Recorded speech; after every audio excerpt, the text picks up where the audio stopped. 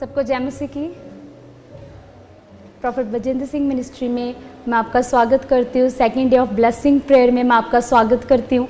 जितने जन आज विश्वास कर रहे हैं परमेश्वर के ऊपर, सच में वो परमेश्वर आपके जीवनों में अद्भुत रीति से काम करने के लिए जा रहा है। और जितने लोग इस ब्लेसिंग प्रेयर में शामिल हैं, परमेश्वर उनके जीवनों में और भी बहुत आयत की आशीषों को खोलने के लिए जा रहा है। जो 7 डेज़ की जो स्पेशली जो ब्लेसिंग प्रेयर रखी गई है, आप इस ब्लेसिंग प्रेयर में सीखेंगे कि कैसे हमें अपनी ब्लेसिंग्स को खोलना है, कैसे हमने अपनी ब्लेसिंग्स को ख़राब होने से रोकना है। हर एक चीज़ें आप इस आज की मीटिंग में सीखेंगे। और सबसे बड़ी चीज़ है कि जो ये मंथ है ये मंथ ब्लेसिंग मंथ है। जब आप विश्वास करते हैं और परमेश्वर के आप अभी आराधना कर रहे थे, जितने लोगों ने विश्वास करके एक मन होकर आराधना की है, सच में वो परमेश्वर का आत्मा आपको छू रहा है और आपके जीवन में और भी अद्भुत रीति से काम करने के लिए जा रहा है। क्योंकि जब हम आराधना में एक मन होते हैं, परमेश्वर का कलाम कहता है कि आराधना में है चंगाई और आराधना में है छुटकारा। और आप जब आराधना करते हैं तो आप अपने जीवनों से हर एक चीज़ों से छुटकारा पाना शुरू करते हैं। तो जब आप अपने आप को तैयार करते हैं, परमेश्वर की अगुवाई में होकर तैयार करते हैं, तो सच में वो परमेश्वर अपना मुख आपकी ओर करना शुरू करता है, आपके जीवन में काम करना शुरू करता है। आप परमेश्वर के प्रेम को अपने जीवन में देखना शुरू करते हैं, आप परमेश्वर की सफलता को अपने जीवन में देखना शुरू करते हैं। तो आज विश्वास करें, जितने लोगों ने एक मन होकर आराधना की है, विश्वास करते हैं, अपने हाथों को उठाएं। हम आज की मीटिंग शुरू करने से पहले हम प्रार्थना में जाएंगे कि यस परमेश्वर, मैं तैयार हूँ तेरे अनुग्रह के लिए, तेरी सामर्थ्य के लिए। और मैं तेरा धन्यवाद करती हूँ और तेरा धन्यवाद करता हूँ कि तू हर समय मुझसे प्रेम करता है, मेरे समीप रहता है और मुझे संभालता है हर एक परिस्थिति में। और मुझे नई नई चीज़ों के साथ आप ब्लेस करते हैं, नई नई चीज़ों को आप मुझे सिखाते हैं। हालेलुया। ये समय अपने आप को तैयार करें, अपनी आंखों को बंद करें, हम प्रार्थना में जाएंगे। हालेलुया। खुदाबा मेरे सामर्थ्य परमेश्वर राजा खुदा, मैं तेरी दासी नम्र और दीन होकर तेरे चरणों में आती खुदा, तेरे बच्चों को तेरे पाक पवित्र हाथों में सौंपती हूँ मेरे खुदाबा। सच में मेरे खुदा, जो आज की मेरे खुदा second day of blessing prayer में मेरे खुदा जो शामिल है मेरे खुदा, सच में तूने कहा कि जो ये मंथ है खुदा, सच में ये ब्लेसिंग भरा मंथ है खुदा। सच में जो इस मंथ में खुदा जो प्रार्थनाएं कर रहे हैं, जो वचन को सुन रहे हैं खुदा, सच में तेरे आगे दुआओं को रख रहे हैं खुदा, सामर्थ्य परमेश्वर तेरे झरोखे खुदा वो खुलने के लिए जा रहे हैं खुदाबा। तो इनके जीवनों में कार्य करने के लिए जा रहे हैं खुदाबा।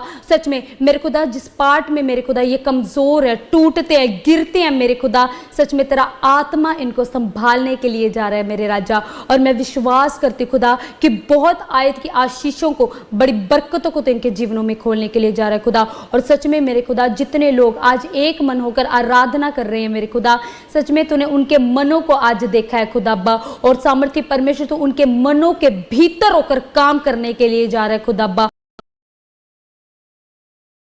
खुदा जो ऑनलाइन खुदा भी मुझे देख रहे खुदा, इस प्रार्थना में शामिल है खुदा, उनके परिवारों को, उनके घरों के ओर खुदा, सच में मैं तेरे हाथ बढ़ाकर दुआ करती हूँ खुदा कि तू उनके घरों को ब्लेस करने के लिए जा रहा है, उनके परिवारों को ब्लेस करने के लिए जा रहा है खुदा। उनके मेरे खुदा घर के चारों ओर मैं तेरे दूतों को तैनात कर देती हूँ मेरे राजा, तेरे लहू का बाड़ा लगाती हूँ खुदा कि कोई भी नेगेटिव चीज इनके जीवनों में, इनके घर परिवार में, इनके बच्चों के जीवन में, इनके बिजनेस में, इनके फाइनेंस में मेरे खुदा आने भी ना पाए खुदा, दूर होने पाए यीशु मसीह के नाम से, डांटी यीशु मसीह के नाम से खुदा। और सच में तेरे उस बलवंत हाथ को इनके ऊपर, इनके घराने के ऊपर, इनके परिवारों के ऊपर मैं मांग लेती हूँ खुदा, इनके मेरे खुदा बिजनेस के ऊपर मैं मांग लेती हूँ सामर्थ्य परमेश्वर।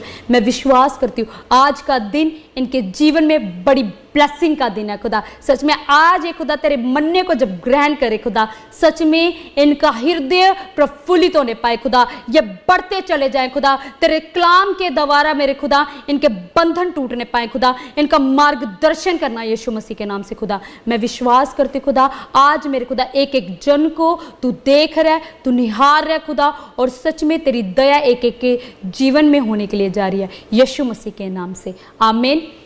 आज जितने लोग विश्वास कर रहे हैं परमेश्वर के ऊपर, सच में वो परमेश्वर का आत्मा आज आपके जीवनों में काम करने के लिए जा रहा है। जब कल की आपने मीटिंग अटेंड की, जो फर्स्ट डे था ब्लेसिंग प्रेयर का, जब आपने कल विश्वास करके उस मीटिंग को अटेंड किया, आपने उसमें सीखा कि हमें अपनी आशीषों को कैसे पाना है। जब पास्टर जी ने कल आपको बताया और उसमें बहुत सी चीज़ों को आपने उसमें सीखा कि किस तरह हमें बलवंत हाथ के नीचे रहना है, किस तरह परमेश्वर ने आशीष दी कि फूलों फलों और पृथ्वी के शोर तक फैल जाओ। ये परमेश्वर की हमारे ऊपर आशीष है।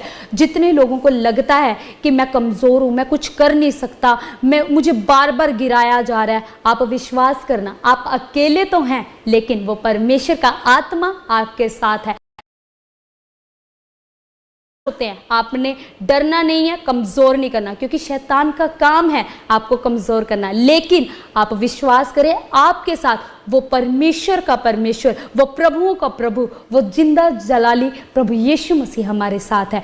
जितने जन उसके नाम पर विश्वास करते हैं। यीशु मसीह का अर्थ क्या है? यीशु का अर्थ है वो परमेश्वर हमारे साथ है, और मसीह का अर्थ है दुख उठाने वाला। वो परमेश्वर हमारे साथ है जिसने हमारे लिए दुखों को उठाया, बलिदान हुआ, मारा गया, गाड़ा गया और तीसरे दिन मुर्दों में से जी उठा। आप विश्वास करें, आपको लोग अकेला कर सकते हैं लेकिन वो परमेश्वर कभी आपको नहीं छोड़ता, वह हर एक परिस्थिति में आपके साथ रहता है। तो आज के वचन में हम जानेंगे कि जो हमें परमेश्वर आशीषें देता है, उस आशीषों को हम बरकरार कैसे रखें, उन आशीषों को खराब होने से हम कैसे बचाएं।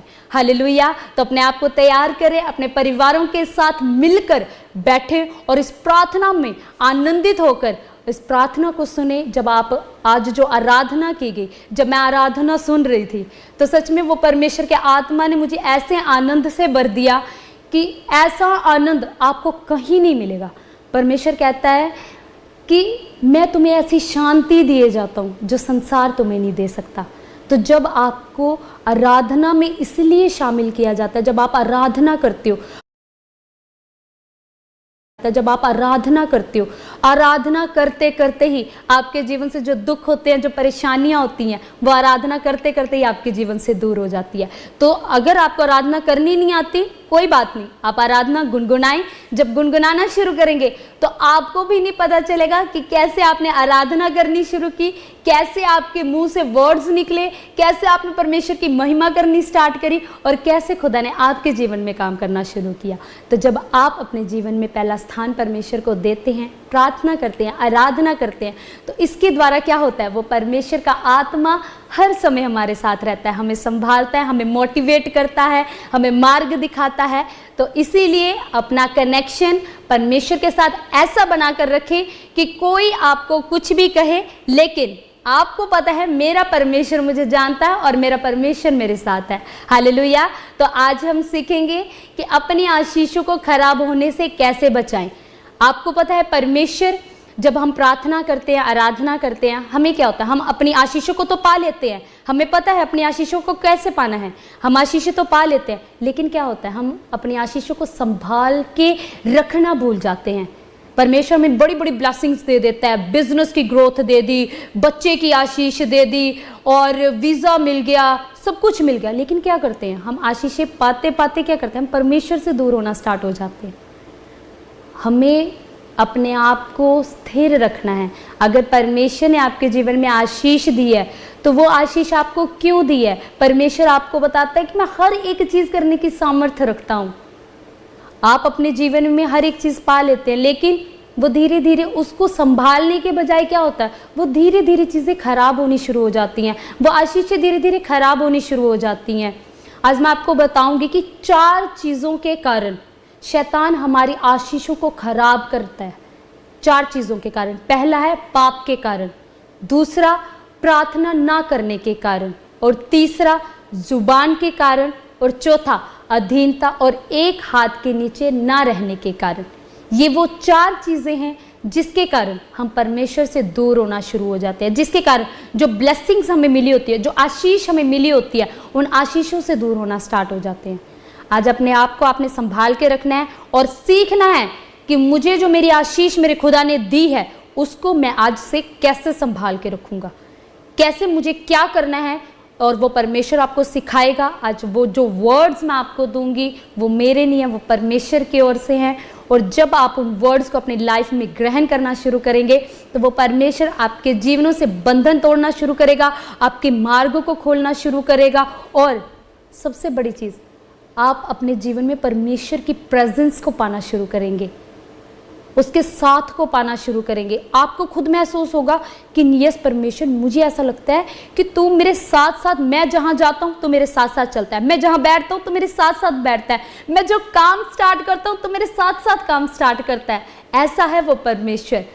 तो आज आपने अपने आप को तैयार करना है और जो जो चीज़ें आपको अच्छी लगती हैं उन चीज़ों को आज आपने ग्रहण करनी है और सीखनी है। परमेश्वर आपके जीवन में बहुत ऐसी आशीषों को देगा, बड़ी बरकतों को देगा। हालेलुया।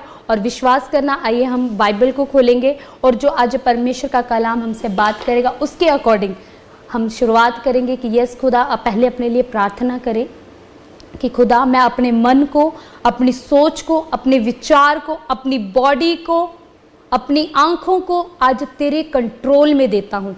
और जब आज का जो वचन तू मेरे लिए परोसे, मैं विश्वास करता हूँ वो मेरे जीवन में बहुत आयत की आशीष को लाएगा, बड़ी जीवन में बरकत को लाएगा। मैं प्रभु में बढ़ता चला जाऊंगा और फूलता और फैलता चला जाऊंगा जैसे खुदा ने आशीष दिया हमें। हालेलुया। हम परमेश्वर के कलाम को खोलेंगे, उसमें लूका के 15 के 11 में देखेंगे।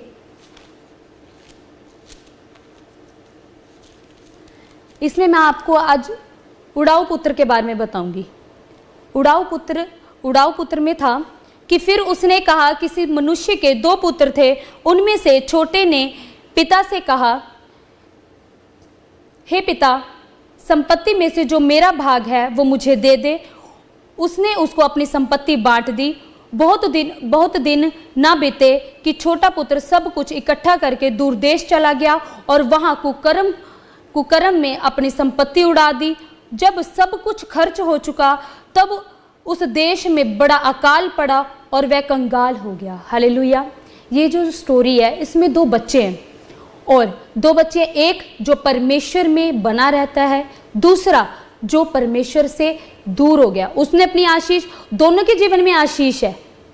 एक पुत्र ने अपनी आशीष को अपने संभाल के रखा है, एक पुत्र ने अपनी आशीष को क्या किया, उसने अपने हिस्से की आशीष ली। उसने वो अपने पिता के पास गया कि पिताजी, जो भी हमारी जो संपत्ति है आप मेरे हिस्से की संपत्ति मुझे दे दो और मैं अपनी संपत्ति लेकर जाऊं। तो उसने क्या किया, जो उसके हिस्से की जो संपत्ति थी उसने अपने पिता से ली और क्या किया, वहां से दूर देश चला गया।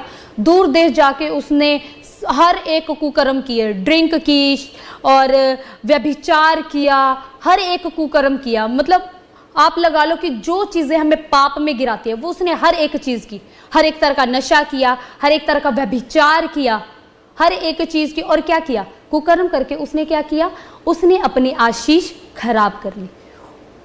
उसने अपनी आशीष, सारी संपत्ति उड़ा दी और अपनी आशीष खराब कर ली। उसको परमेश्वर की ब्लेसिंग क्या थी, वो एक राजा का बेटा था और अपना हिस्सा मांग कर वो अलग हो गया पिता से।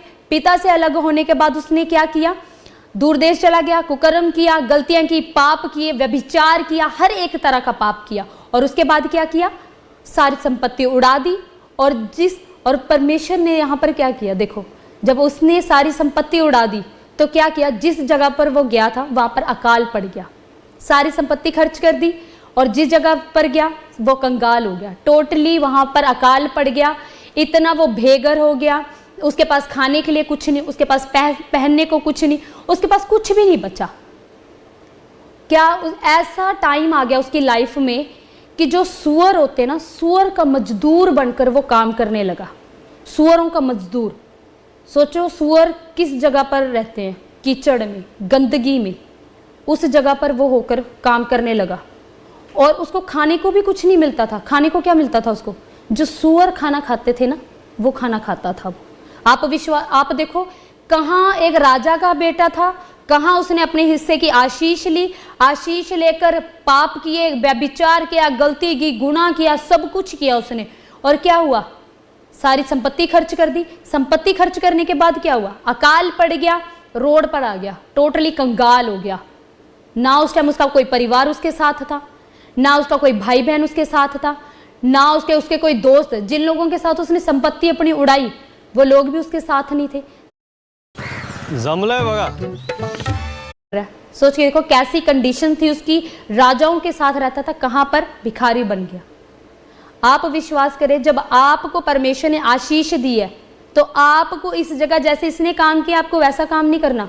आपने उस चीज के लिए प्रार्थना करनी है, परमेश्वर का धन्यवाद करना, पिता से दूर नहीं होना। वो अपने पिता से ही दूर हो गया, आपको पिता से दूर नहीं होना। जब आप विश्वास करें कि परमेश्वर ये आशीष तूने मुझे दिया और मेरा विश्वास है कि तूने कहा कि तू हर एक चीज करने की सामर्थ्य रखता है और तेरे बिना तो मैं कुछ भी नहीं हूं, तेरे बिना तो मेरे जीवन में कोई पत्ता तक नहीं हिल सकता, तो आप विश्वास करें वो परमेश्वर क्या क्या हमारे जीवन में कर सकता है। और जब हम उस परमेश्वर से ही दूर हो जाते हैं तो फिर कैसी परिस्थितियां हमारे जीवन में आनी शुरू हो जाती हैं। फिर उसके बाद क्या, जब वो सूअरों को खाना दे रहा था और जब वो खाना खा रहा था तो क्या हुआ, उसको याद आया कि मैं कहाँ से आया हूँ, किस जगह से आया हूँ मैं। उसको ये चीज़ याद आई। यहाँ पर वो सोच रहा है और देखो परमेश्वर के कलाम में क्या कहता है, कहता है इसलिए वह उस देश के निवासियों में से जहाँ पर वह पड़ा था, फिर वहाँ पर वह सोचने लगा, वहाँ पर सोचने लगा कि जब मैं अपने आप में आया तब कहने लगा कि मेरे पिता के कितने ही मजदूर को भोजन से अधिक रोटी मिलती है और मैं यहाँ भूखा मर रहा हूँ। जो राजा था ना, जो उस राजा के नीचे जो मजदूर थे उनको भी ऐसा खाना मिलता था ना कि इस टाइम वो अपने आप को उस जगह अपने आप को वो कर रहा था, अपने आप को तोल रहा था कि इस ऐसा खाना, इससे अच्छा तो मेरे घर पे मेरे जो मजदूर हैं, जो मेरे पिता के नीचे जो काम करते हैं, वो इससे अच्छा खाना खा लेते हैं। आप सोच के देखो, हमारा परमेश्वर हमें तृप्त करने वाला परमेश्वर है, वो हरी हरी चराइयों में चराने वाला परमेश्वर है, वो कभी भी साथ ना छोड़ने वाला परमेश्वर है, हर एक चीज़ करने की सामर्थ्य रखता है। जब हम क्या करते हैं, अपनी आशीषों को पाते हैं और परमेश्वर से दूर हो जाते हैं। यहाँ पर उसको पछतावा होना शुरू हुआ और जब उसको पछतावा होना शुरू हुआ तो क्या हुआ, उसने बैठकर सोचा कि मैं क्या करूं, क्या मैं अपने पिता के पास जाऊं। वो बात कर रहा है कि मेरे पिता की दृष्टि में मैंने पाप किया और सबसे बड़ी चीज मैंने स्वर्ग के विरोध में भी पाप कर दिया। वो सोचने लग गया, कहता कि मैं क्या करूं, इस जगह पर मैं क्या करूं। और उसने प्रार्थना करनी, वो हमारी लाइफ में एक टाइम ऐसा आ जाता है कि जब हर एक चीज़ ख़त्म हो जाती है ना, उस टाइम हमारे घुटने परमेश्वर के आगे टिकते हैं और हम परमेश्वर के आगे रखते हैं, खुदा मुझसे ये हो गया। सबसे बड़ी चीज़ है पश्चाताप। उसके मन में पश्चाताप आया कि मैंने कितनी बड़ी गलती कर दी अपने पिता को छोड़कर। मेरे मजदूर भी इससे अच्छा खाना खाते हैं जिस हालत में आज मैं बैठा हूँ। जब उसके मन में पछतावा आया, उसने कहा कि मैं अब उठकर अपने पिता के पास जाऊंगा और उससे कहूंगा कि पिताजी, मैंने स्वर्ग के विरोध में और तेरी दृष्टि में पाप किया है और अब तू चाहे तो मुझे मजदूर की तरह काम पे रख ले, पर अपने पास रख ले। वो वहां पर टूटा, वहां पर गिड़गिड़ाया परमेश्वर के आगे। उसने पश्चाताप किया कि उसने ये नहीं सोचा कि मैं शर्म नहीं की कि अब मैं अपने पिता के पास जाऊंगा, पता नहीं मेरा पिता मेरे बारे में क्या सोचेगा, पता नहीं वो मुझे माफ़ भी करेंगे कि नहीं करेंगे। मैंने सारा कुछ तो खर्च कर दिया, मैं किस मुंह के साथ पर मैं अब अपने पिता के सामने जाऊंगा। यही गलती करके हम क्या करते हैं, हम प्रार्थना नहीं करते, पश्चाताप नहीं करते।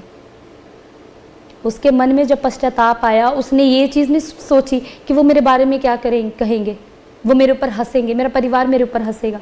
नहीं, उसने अपने आप को दीन किया और पश्चाताप किया। और जब पश्चाताप करके कहा कि मैं अपने पिता के पास जाऊंगा, खुदा तो मुझे माफ़ कर, मेरी हर एक गलती गुनाह के लिए मुझे क्षमा कर। मैं विश्वास करता हूँ कि जो गलती गुनाह मैंने आज तक किए हैं तो मुझे इस चीज़ से निकालेगा और मैं जैसा तुम चाहेगा मैं वैसा चलूँगा। और उसने क्या किया, वो वहाँ पर गया, सिर्फ अपने पिता से माफ़ी मांगने गया था और उसने कहा था कि अगर मैं अपने पिता को बोलूँगा कि चाहे तो मुझे मजदूर रख ले, मैं मजदूरी पे भी काम करने को तैयार हूँ। सोच के देखो, वो राजा का बेटा था और उसने कहा कि मैं अपने पिता के पास जाऊँगा।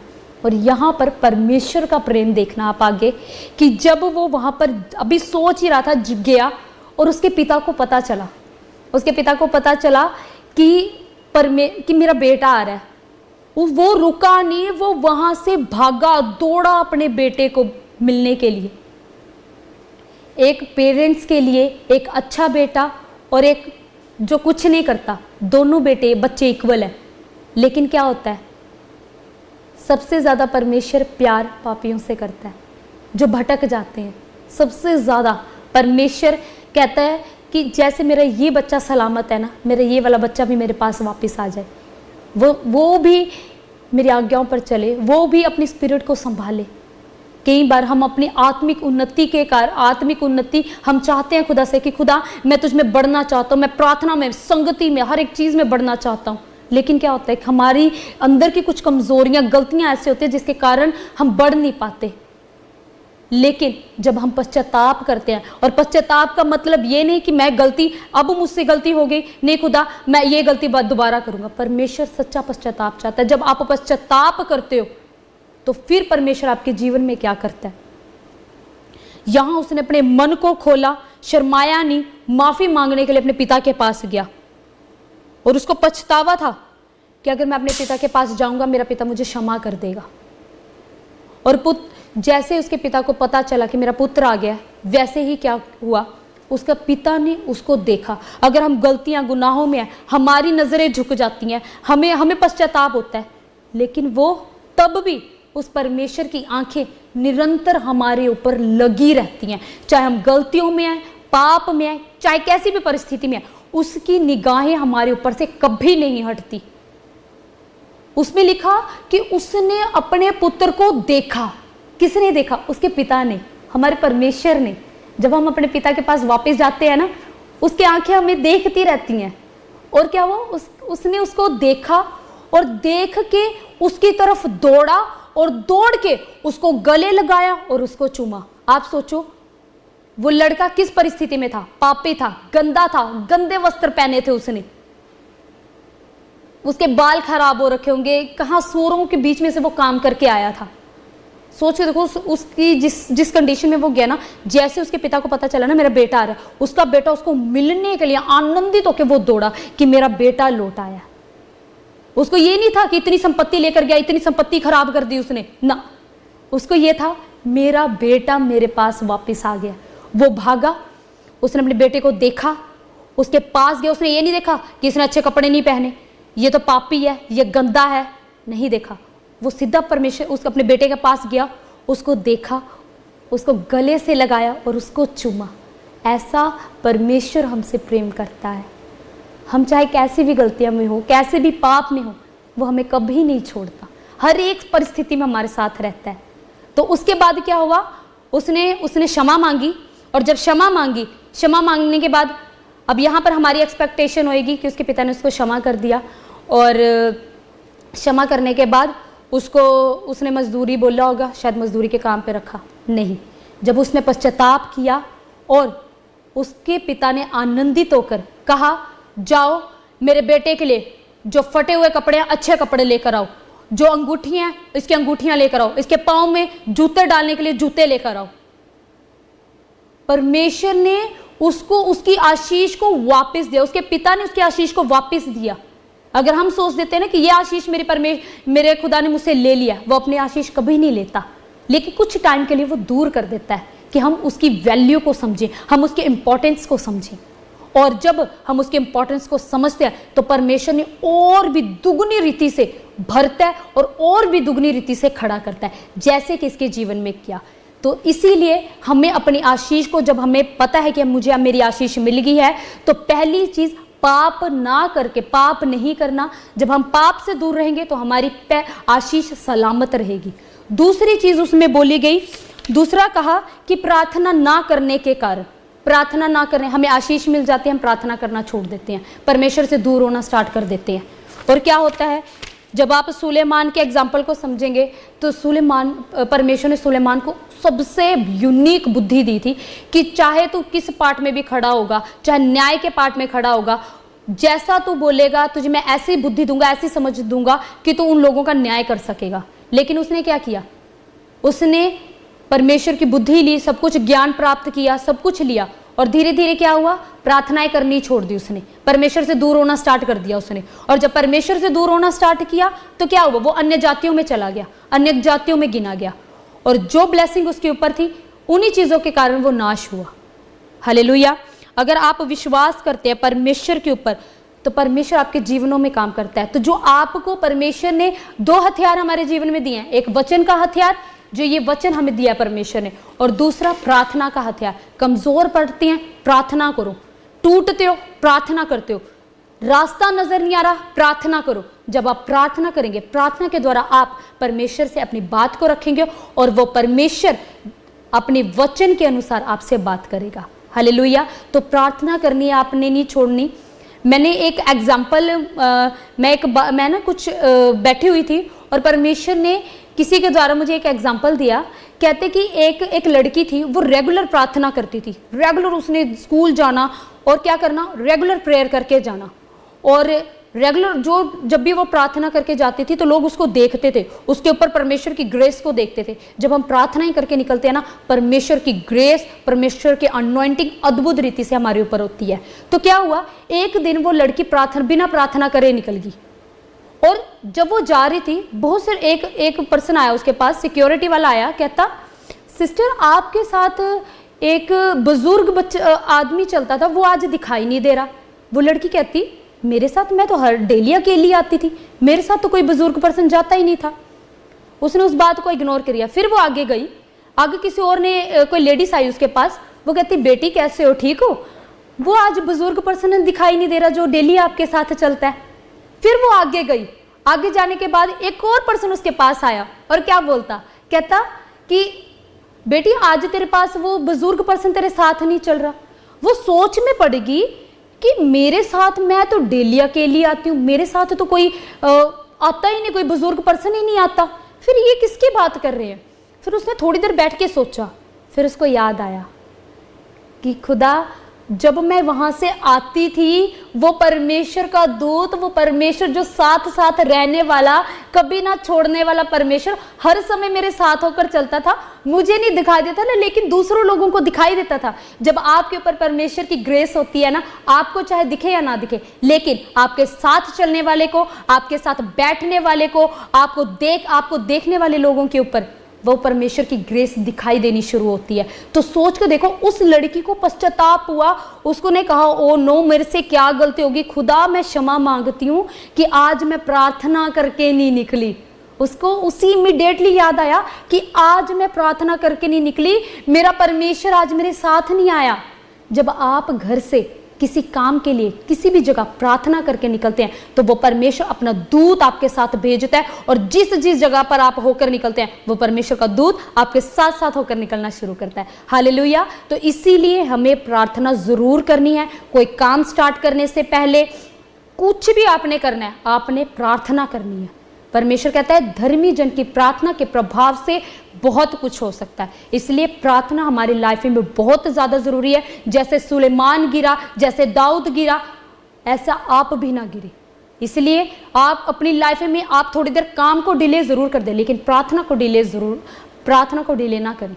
प्रार्थना हमारी ताकत है, हमारा मार्गदर्शन है, हमें मजबूत करती है, हर एक परिस्थिति में संभालती है। तो प्रार्थना, दूसरी चीज़ जो आपको बताया, प्रार्थना करनी नहीं छोड़नी। और तीसरी चीज़ है जुबान के कारण। इस संडे बहुत से लोगों ने प्रचार सुना होगा जिसमें परमेश्वर के दास प्रचार कर रहे थे कि हमारी जुबान में जीवन और मृत्यु है। हमारी जुबान में जैसा हम बोलते हैं वैसा हमारे जीवन में हो जाता है। आप परमेश्वर के कलाम में देखेंगे, इफिसियों 4:29 में लिखा है, कोई गंदी बात तेरे मुंह से ना निकले। कोई गंदी बात, कोई गंदा शब्द, कोई नेगेटिव चीज तेरे मुंह से ना निकले। आवश्यकता के अनुसार वही निकले जो तेरे ऊपर और सुनने वाले के ऊपर उन्नति का कारण ठहरे।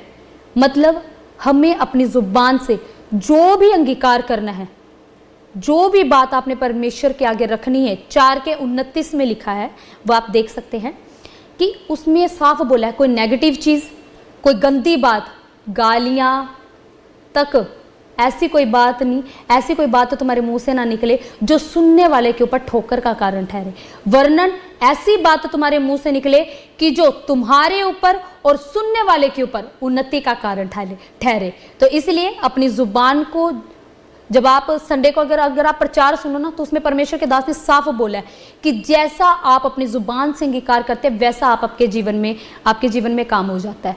आपके जीवन में जब आप अपने जीव को कंट्रोल करते हैं तो आपकी बॉडी कंट्रोल होनी शुरू हो जाती है, आपके काम कंट्रोल होना शुरू हो जाते हैं, हर एक चीज़ कंट्रोल होनी शुरू हो जाती है। तो इसीलिए अगर आशीष आने में थोड़ी सी देरी है तो कोई बात नहीं, धीरज धरे। जब आप धीरज धरेंगे तो वो धीरज आपके अंदर उत्पन्न होगा, और जब आपके अंदर धीरज उत्पन्न होगा तो परमेश्वर आपको अंदर से सिद्ध करेगा। और आपकी आशीष को जब आपकी आशीष आपके जीवन में आनी है, तो जब हमारे जीवन में आशीष देरी से आती ना, तो याद रखना वो आशीष बढ़ती की है।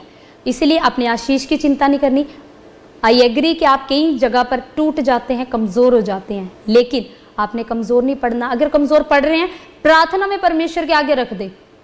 आप किसी इंसान के आगे रखोगे, 2 मिनट रखोगे, 3 मिनट रखोगे, वो आपकी बात को भूल जाएगा। लेकिन परमेश्वर के आगे रखोगे, परमेश्वर आपकी बातों को, आपके रोने को, आपके गिड़गिड़ाने को कभी नहीं भूलता। परमेश्वर कहता है मैं तेरे आंसुओं को अपनी कुप्पी में रख लेता हूँ। परमेश्वर से भला कोई नहीं है, परमेश्वर से उत्तम हमें कोई नहीं संभाल सकता। इसलिए सबसे तीसरी चीज़ जो आपको बोला गया है, अपनी जुबान को कंट्रोल में रखना है। क्या होता है, एग्जाम्पल मैं आपको बताना चाहूँगी। क्या होता है, हम सोचना शुरू करते हैं। शैतान का काम कहाँ पर है? हमारे विचार के ऊपर, हमारी सोच के ऊपर। हम क्या करते हैं, किसी पार्ट में हम टूटना शुरू हो जाते हैं, कमज़ोर होना शुरू हो जाते हैं, बिजनेस नहीं चलता, बिजनेस में लॉस होना शुरू हो जाता है, फाइनेंस की दिक्कत होनी शुरू हो जाती है, बच्चों के जीवन में प्रॉब्लम होनी शुरू हो जाती है, बीमारियाँ आनी शुरू हो जाती हैं। तो शैतान क्या करता है, हमें यहाँ पर डीमोटिवेट करना स्टार्ट कर देता है। हमारे विचार में आने लग जाता है, इतने टाइम से तू प्रभु में है, इतने टाइम से तू प्रार्थना कर रही है, तेरे जीवन में कुछ हो तो रहा नहीं। तेरा परमेश्वर कौन सा तेरे जीवन में काम कर रहा है? तेरा परमेश्वर कौन सा तेरे जीवन में आशीष को दे रहा है? ऐसी ऐसी बातें हमारे जीवन में आनी शुरू हो जाती है। आपको पता है, शैतान का हक सिर्फ हमारे विचार के ऊपर है, हमारी बॉडी के ऊपर नहीं है, हमारी जुबान के ऊपर नहीं है। लेकिन क्या करते हैं हम, यहाँ पर सोच के क्या करते हैं, शैतान अभी सिर्फ आपकी बातों को सुन रहा है, वो आपके विचार को डाल रहा है आपके मन में। और क्या करते हैं, आप सबसे बड़े हथियार को यूज कर देते हैं, आप सबसे बड़ी चीज को जो कंट्रोल में रखनी चाहिए उसको यूज कर देते हैं, जुबान को। जब हम जुबान को कंट्रोल कर देते हैं, बोल देते हैं मेरे जीवन में ये आशीष नहीं है, बच्चा नहीं हो रहा, कंगाल हो गए हैं हम, आशीष नहीं उतर रही, बिजनेस नहीं चल रहा। लो, शैतान ने सुन लिया आपकी आवाज, शैतान ने आपकी आवाज को सुन लिया, और शैतान ने सुन के क्या किया, अच्छा इसका बिजनेस नहीं चल रहा, चल इसके बिजनेस को खत्म कर देता हूं और अच्छे से खत्म करता हूं। बच्चा नहीं हो रहा, अब तो तुझे बच्चा होएगा ही नहीं, तू बोली जा अपनी जुबान से, चल अपने शैतान के जो उसके दूत होते हैं ना उसको कमांड करता है, बच्चा नहीं हो रहा, नहीं होने देना बच्चा, बिजनेस नहीं है, बिजनेस नहीं चलने देना, फाइनेंस नहीं है, फाइनेंस नहीं होने देना। ऐसा करना शुरू कर देता है। कहां से काम हुआ, सोच से, जुबान को इस्तेमाल किया, अंगीकार कर दिया, अंगीकार करने के द्वारा क्या हो गया, आशीष खत्म कर दी। अपनी जुबान को ही बोल दिया, शैतान को तो आपने बोल दिया कि शैतान मेरे पास ये है नहीं, शैतान ने कहा ठीक है चलो नहीं है, दे दिया। आप सोच के देखो आप क्या कर देते हैं हम, गलती से हमारे जीवन से क्या हो जाता है। लेकिन जब आप प्रार्थना में हैं तो हो ही नहीं सकता शैतान आपके जुबान को इस्तेमाल करे। इसीलिए कहा कि कोई गंदी बात, कोई नेगेटिव चीज तेरे मुंह से ना निकले, आवश्यकता के अनुसार वही निकले जो तेरे ऊपर और सुनने वाले के ऊपर आशीष का कारण ठहरे। हालेलुया। तो यहां पर आपने तीसरी चीज अपनी जुबान को कंट्रोल करना है। हालेलुया। चौथी चीज मैं आपको बताना चाहूंगी, अधीनता और एक हाथ के नीचे रहने के कारण। अब एक हाथ क्या है, एक हाथ बोला गया है, 10 हाथ नहीं बोले, सिर्फ एक हाथ। और वो एक हाथ क्या है, वो परमेश्वर का बलवंत हाथ। जब आप परमेश्वर के बलवंत हाथ के नीचे खड़े रहते हैं तो वो परमेश्वर आपके जीवन में काम करने शुरू हो जाता है, वो परमेश्वर आपके जीवनों में काम करना शुरू कर देता है। परमेश्वर कहता कि मेरे बलवंत हाथ के नीचे तू टिका रहेगा तो तू सर्वशक्तिमान के घर पे ठिकाना पाएगा। हालेलुया। तो आपको एक हाथ के नीचे रहना है, बलवंत हाथ के, जो परमेश्वर का बलवंत हाथ है उसके नीचे रहना है। ये हम देखेंगे पहले पतरस के आप निकालेंगे पहला पत्रस, परमेश्वर के कलाम में लिखा है। जब आप उसमें पढ़ेंगे तब आपको परमेश्वर बताएगा। 5 के पहले पत्रस के 5 के 6 में लिखा है, इसलिए परमेश्वर के बलवंत हाथ के नीचे दीनता से रहो, जिससे वह तुम्हें उचित समय पे बढ़ाए। मैंने आपको बताया कि आशीष में देरी है, लेकिन आशीष दूर नहीं है। आपने क्या करना है, उस बलवंत हाथ के नीचे, परमेश्वर के बलवंत हाथ के नीचे रहना है, और जो परमेश्वर और दीनता के साथ रहना है। कुड़कुड़ाना नहीं है, अपनी जुबान से नेगेटिव चीजें नहीं बोलनी, पाप में नहीं गिरना। तो जब आप प्रार्थनाओं में रहना है, तो जब आप ऐसा रहेंगे तो जो उचित समय परमेश्वर ने आपके लिए रखा है, उस समय में परमेश्वर आपको बढ़ाएगा। हालेलुया। और एक हाथ जब परमेश्वर ने अपना बलवंत हाथ दिया, और उसके साथ एक अगवा दिया है। एक अगवे के साथ ईमानदारी के साथ चलना है। जब आप ईमानदारी के साथ चलते हैं तो परमेश्वर कहता, ईमानदार के घर को यहोवा बसाएगा। कौन बसाएगा? यहोवा। कोई इंसान नहीं बसाएगा, कोई मनुष्य नहीं बसाएगा, वो यहोवा बसाएगा।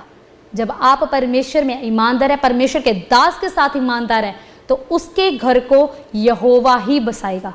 हालेलुया। जब हमें आशीषें मिलना शुरू नहीं होती, जब हम टूटना शुरू हो जाते हैं, तो क्या होते हैं?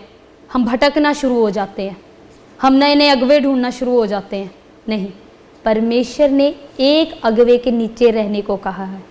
जब आप उसके साथ हैं, जब आप उनके अकॉर्डिंग चलना शुरू करते हैं, तब खुदा भी आपकी हर एक चिंता को ध्यान रखना शुरू करते हैं। यहाँ पर लिखा कि बलवंत हाथ के नीचे दीनता के साथ रहो, कि जिससे वह तुम्हें उचित समय पे बढ़ाए।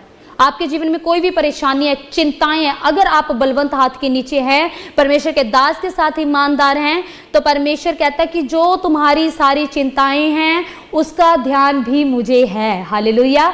उसका ध्यान भी परमेश्वर करता है। अगर आप विश्वास करते हैं तो परमेश्वर आपकी चिंताओं का भी ध्यान रखता है। उसको पता है, परमेश्वर कहता है तेरी जो सारी चिंताएं हैं वो मुझ पर डाल दे, क्योंकि मुझे को तेरा ध्यान है। इसी के 6 में लिखा है, 7 में लिखा है। और जब आप परमेश्वर के साथ बनकर चलना शुरू करते हो, तो परमेश्वर की आशीषें आपके जीवन में खुलना शुरू हो जाती हैं। आपको हर एक चीज ब्लेसिंग। आपका बिजनेस नहीं चल रहा, बिजनेस चलने लगेगा। फाइनेंस की प्रॉब्लम है, फाइनेंस आपका बढ़ना शुरू हो जाएगा। परमेश्वर ऐसे ऐसे डिवाइन हेल्पर्स आपको देगा कि आप भी हैरान हो जाएंगे कि ये काम कहां से शुरू हो गया। और सिर्फ किससे होगा? सिर्फ परमेश्वर के बलवंत हाथ के नीचे रहने से, उसकी प्रार्थनाएं करने से, कोई गलती गुनाह पाप से दूर रहने से, अपनी जुबान को कंट्रोल करने से। जब आप ये चीजें करना शुरू कर देंगे, तो परमेश्वर का काम ऑटोमेटिकली आपके जीवन में होना शुरू हो जाएगा। हालेलुया। और जब आप विश्वास करते हैं, तो सारी चिंताएं आपके परिवार की, आपके बिजनेस की, आपके फाइनेंस की, आपके हेल्थ की, हर एक की चिंता वो परमेश्वर लेना शुरू कर देगा। और जब वो आपकी चिंताओं को लेगा, तो आप विश्वास में भी बढ़ते जाओगे, हर एक चीज़ों में बढ़ते जाओगे। और परमेश्वर आपके जीवन में ऐसा एक ओरा आपके जीवन में बन जाएगा कि उस ओरे से निकलने का आपका दिल ही नहीं करेगा, उस परमेश्वर से दूर होने का आपका दिल ही नहीं करेगा। हालेलुया। तो आज हमने सीखा कि किस रीति से हमने अपनी आशीषों को खराब होने से बचाना है। ये जो 4 चीजें आपको बताई गई हैं, जब आप इस मंथ में इन चीजों को इंप्लीमेंट करना शुरू कर देंगे, प्रार्थनाएं करना शुरू कर देंगे, अपनी जुबान को कंट्रोल करना शुरू कर देंगे, अधीनता के साथ रहना शुरू कर देंगे और पाप से दूर होकर चलना शुरू कर देंगे, आप डेफिनेटली अपने जीवन में आशीषों को पाएंगे। हालेलुया। वो परमेश्वर आपको ऐसा संभाल कर रखेगा कि लोग, आपका परिवार जो आपके विरोध में खड़े होते हैं, वो लोग आपको देखना शुरू होंगे। वो कहेंगे ये क्या था, ऐसा इसने क्या कर दिया कि आज इसका चलना बदल गया, इसका फिरना बदल गया, अच्छे भी लगने लगोगे। ऐसा परमेश्वर लोगों के मन को अपने आप बदलना शुरू कर देगा। ऐसे ऐसे डिवाइन हेल्पर्स आपके पास भेजना शुरू करेगा परमेश्वर। ऐसे ऐसे मार्ग आपके खोलना शुरू करेगा परमेश्वर। ऐसा ऐसा आपके बच्चों को बढ़ाना शुरू करेगा, हर एक फील्ड में बढ़ाना शुरू करेगा, एजुकेशन में, करियर में, फ्यूचर में, हर एक चीज में बढ़ाना शुरू करेगा आपके बच्चों को। जब आप अपने परिवार के साथ ईमानदार होकर आप चल रहे हैं, प्रार्थनाएं कर रहे हैं, संगति में, संडे चर्च कॉन्टिन्यूसली आ रहे हैं, तो हो ही नहीं सकता आपके जीवन में खुदा काम ना करे। जो आप 7वां दिन आप मनाते हैं, आप जो परमेश्वर की प्रार्थना करते हैं, आराधना के लिए जो परमेश्वर ने 7वां दिन अपने लिए बनाया है, किस लिए बनाया है? कि मेरे बच्चे मेरी महिमा में शामिल हों, मेरे बच्चे इकट्ठे हों और मैं इनकी प्रार्थना को सुनूं, मैं इनकी आराधना को सुनूं। इसीलिए आपको 7वां दिन आपको बताया गया है। तो आप बलवंत हाथ के नीचे आप कैसे रह सकते हैं? जितना आप अभिषिक्त के दायरे में रहोगे, जितना आप स्पिरिचुअल लोगों के साथ रहोगे, स्पिरिचुअल पर्सन के साथ रहोगे, उतना स्पिरिचुअली आपके जीवन में ग्रोथ होती रहेगी। स्पिरिचुअली परमेश्वर आपके जीवन में काम करना शुरू कर देगा। हालेलुया। तो आपने अपने आप को, अपने कॉन्फिडेंस को लूज नहीं करना, आपने पीछे नहीं हटना, प्रार्थनाएं करनी है, वचनों में बढ़ना है, संडे चर्च जरूर आना है। ये परमेश्वर की आज्ञा है और आज्ञा का पालन करना हमारा कर्तव्य है। आप अपने परिवार के साथ संडे चर्च तो ज़रूर आएं, क्योंकि जो ये भवन है परमेश्वर ने खुद बनाया है। अगर आप इसके बारे में पढ़ोगे तो परमेश्वर ने सुलेमान को कहा कि ऐसे वेदी बनानी है, इतनी चौड़ी वेदी होनी चाहिए, इतनी ऐसे वॉलंटियर होने चाहिए, ऐसे वॉलंटियर खड़े होने चाहिए, ऐसे वॉलंटियर बैठने चाहिए। हर एक चीज़ परमेश्वर ने सिखाई है। सुलेमान को परमेश्वर ने बताया कि किस तरह से भवन बनाना है और मैं उस भवन में वास करूंगा और जो लोग वहां पर आएंगे वो तृप्त होकर जाएंगे। जरूरी नहीं है कि हम बाकी आशीषों को पाकर जाएंगे, एक शांति को आप अपने अंदर लेकर जाएंगे। आप पूरे दिन में 6 दिन काम कर रहे हैं, हम पजल हो जाते हैं अपनी लाइफ में, लेकिन जब हम 7वें दिन आते हैं तो और खड़े होते हैं, प्रार्थना करते हैं, आराधना करते हैं, वचन को सुनते हैं, तो परमेश्वर क्या करता है? हमारे अंदर एक नई ऊर्जा को डालता है और फिर हम अपने आप को चार्ज कर फिर 6 दिन काम के लिए जाते हैं। तो इसीलिए संडे चर्च आने का मतलब है आप अपने आप को चार्ज करके जाते हैं, आप अपनी कॉन्फिडेंस को चार्ज करके जाते हैं, आप अपने बच्चों को चार्ज करके जाते हैं, आप अपने बिजनेस को चार्ज करके जाते हैं, आप अपने परिवार को चार्ज करके जाते हैं। एक फ़ोन है, बिना चार्ज के उस फ़ोन की कोई वैल्यू नहीं है, वैसे ही हम हैं, परमेश्वर के बिना हमारी कोई वैल्यू नहीं है। हालेलुया।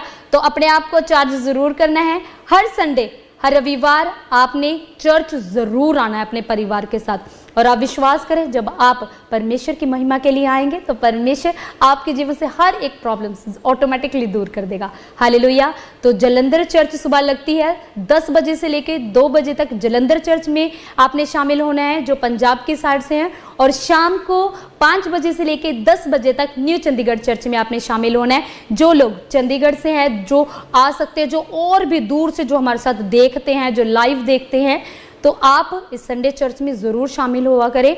अगर दूर से हैं, नहीं देख पाते, तो आप ऑनलाइन ज़रूर देखा करें, लेकिन परमेश्वर के वचन को ज़रूर सुने, उससे दूर ना हो। जब आप परमेश्वर के वचनों से, उसकी संगति से दूर जाना शुरू होते हो तो क्या होता है? हमारे जीवन से वो जो ऑरा है, जो शील्ड है, वो टूटना शुरू हो जाती है। हालेलुया। तो आपने अपने आप को मजबूत करना है, प्रार्थना में बने रहना है, वचनों में बने रहना है, खासकर परमेश्वर की संगति में बने रहना है। हालेलुया। आज विश्वास करें, अपने हाथों को उठाएं कि खुदा, आज का जो वचन मैंने सीखा है, मैं विश्वास करता हूँ ये वचन मेरे जीवन में 100 गुना बड़े प्रतिफल को लेकर आ रहा है, बड़ी आशीष को लेकर आ रहा है, बड़ी बरकतों को लेकर आ रहा है। और जितने लोग स्पिरिचुअली बढ़ना चाहते हैं, जो चाहते हैं कि खुदा मेरा कनेक्शन तेरे साथ बना रहे, तो वो इस वचन को ज़रूर सुने। इन्हीं वचनों के द्वारा परमेश्वर आपको गाइड करेगा कि किस रीति आप स्पिरिचुअली अपनी ग्रोथ कर सकते हैं। हालेलुया। तो जितने जन आज का दिन को धन्यवाद कर रहे हैं, थैंकफुल कर रहे हैं कि थैंक यू जीसस, तूने ये जो ब्लेसिंग डेज जो तूने मेरे जीवन में दिए हैं, मैं तेरा धन्यवाद करता हूँ। इस मीटिंग में तूने मुझे शामिल किया, मैं सच में तेरा धन्यवाद करता हूँ। और मैं आपको दोबारा बता दूँ, जो ये मंथ है, ये ब्लेसिंग वाला मंथ है। इस मंथ में आपकी आशीषें खुलेंगी ही खुलेंगी, लेकिन कब? जब आप 7 दिन इस प्रार्थना में, वचनों में शामिल हो रहे हैं, तो उस चीज़ों को सीख रहे हैं। जब आप सीखेंगे, सीखने के द्वारा अपने जीवन में इम्प्लीमेंट करेंगे, तो उसके द्वारा परमेश्वर आपके रास्तों को खोलेगा, मार्गों को खोलेगा और आपको गाइड करेगा। हालेलुया। और जितने लोग तैयार हैं ये समय है परमेश्वर के राज्य के लिए भेंट बोने का। तो ये भेंट अपना ज़रूर बोएं, अपने हाथों को उठाएं। जितने ऑनलाइन देख रहे हैं आप देख सकते हैं, स्कैनर पे आपको दिखाया जा रहा है, अकाउंट डिटेल्स आपको दिखाई जा रही हैं स्क्रीन के ऊपर।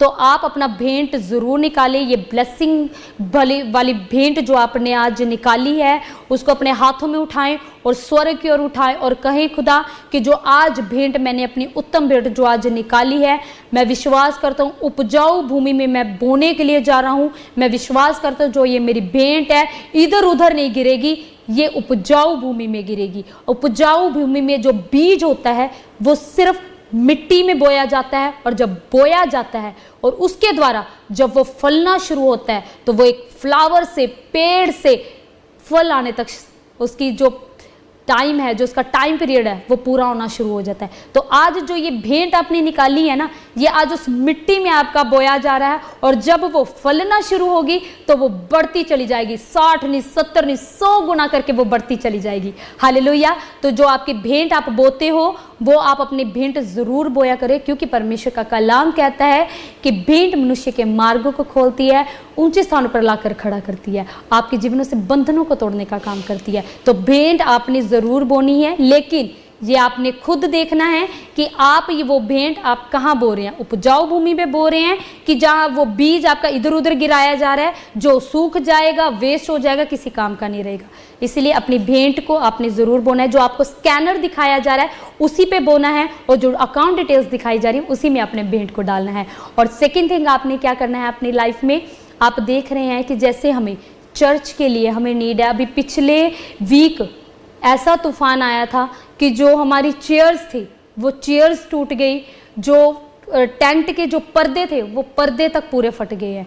तो हमें आपकी सहयोग की काफ़ी ज़रूरत है। इस मिनिस्ट्री के साथ जितने जन प्रेम करते हैं, जो अभी तक बने हुए हैं, जो उसके दास के साथ प्रेम करते हैं, आपके सहयोग की हमें ज़रूरत है। आप अपने हाथों को बढ़ाएं। परमेश्वर हर्ष से बोने वालों से प्रेम करता है।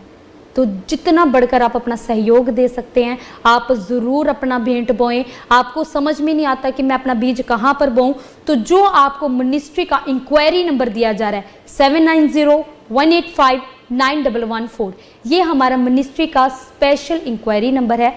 इस पे आपको किसी तरह की कोई भी प्रॉब्लम है आप इसमें अपना मैसेज ड्रॉप करें, हमारी टीम आपको कांटेक्ट करेगी और हर एक तरह की डिटेल्स आपको देगी।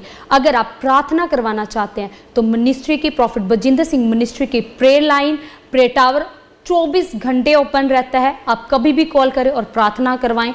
0172510077 ये हमारा प्रेयर लाइन नंबर है। इस नंबर पे कांटेक्ट कराएं। कभी भी आपको लगता है कि मुझे प्रार्थना की ज़रूरत है, इस नंबर पे कांटेक्ट करें और अपने लिए प्रार्थनाएं करवाएं। और जो फॉरेन से हमें देख रहे हैं, जो आपको भेंट बोया जा रहा है, अगर कोई आपको कहे, कॉल करके कहे कि मैं पास्टर सिमरन बोल रही हूँ, मैं पास्टर रितु बोल रही हूँ, अगर कोई भी आपको इस तरह से कहे तो पहले आप क्रॉस चेक ज़रूर करें। कोई भी, आपको नहीं पता, आपके दान के द्वारा लोग आपको भरमा सकते हैं। इसीलिए अगर आपको कोई प्रॉब्लम है, जो फॉरेन के जो हमारे स्पेशली मेंबर्स जो देख रहे हैं, प्रार्थनाएं करवाना चाहते हैं, जब किसी भी तरह का दान या सहयोग देना चाहते हैं, खुदा के कामों के लिए अपने हाथ को बढ़ाना चाहते हैं, तो आपने सिर्फ मिनिस्ट्री का जो मेन इंक्वायरी नंबर है उसी पे कांटेक्ट करना है, और जो हमारी टीम है आपको रिवर्ट देगी, आपका सहयोग करेगी, आपसे बातचीत करेगी और हर एक तरह का जो डिटेल्स है वो आपको प्रोवाइड करेगी। हालेलुया। और विश्वास करें। और जितने लोगों ने अभी भेंट बोया है अपने हाथों को उठाएं हम वचन के लिए, और जो आपने भेंट बोई हम उसके लिए प्रार्थना करेंगे कि परमेश्वर अद्भुत रीति से और भी आपके जीवन में आशीष दे।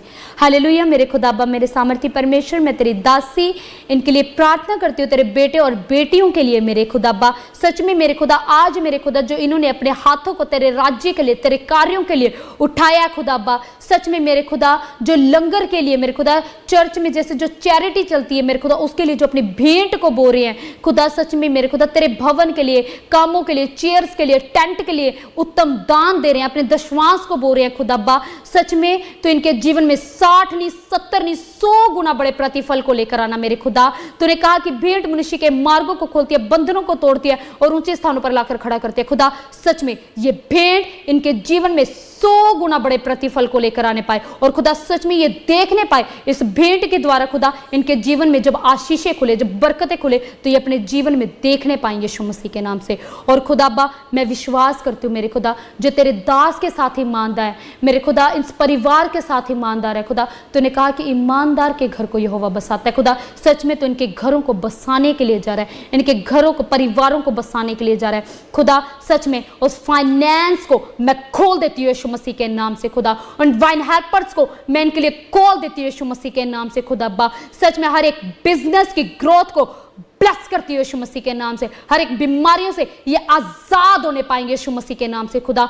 मैं घोषणा करती हूँ खुदा, जब ये तेरे आगे दुआ करे खुदा, तूने कहा कि उसको स्मरण करके सब कार्य करना, तब वह तेरे लिए सीधा मार्ग निकालूंगा खुदा। जब ये प्रार्थनाओं को तेरे आगे रखें खुदा, तो सच में ये अपने जीवनों में बड़ी आशीषों को देखने पाए खुदा। सच में तूने कहा कि जब तू मेरे वचन में होकर बना रहेगा तो मैं ऐसी ऐसी बातें तेरे अंदर डालूंगा जो किसी मनुष्य के चित्त में भी ना उतरी होंगी खुदा। सच में वो यूनिक आइडियाज मैं इनके बच्चों के लिए, इनके परिवार के लिए मांग लेती है यीशु मसीह के नाम से खुदा। इनको मेरे खुदा बिजनेस खोलने के लिए तू सहायता करना, वो मार्गदर्शन देना, वो बुद्धि देना यीशु मसीह के नाम से, जो बुद्धि तूने सुलेमान को दी थी खुदा। और मैं घोषणा करती खुदा कि सच में जो तेरे बच्चे तेरे इस भवन के साथ ईमानदार है खुदा, तेरे लोगों के साथ ईमानदार है खुदा, मैं विश्वास करती हूँ इस मेरे खुदा तेरे दास के लिए ईमानदार है खुदा। तो उनके जीवनों में काम करने के लिए जा रहा है। और जो भेंट बो रहे हैं, सच में तूने कहा कि तो हर्ष से बोने वालों से प्रीति रखता है। सच में ये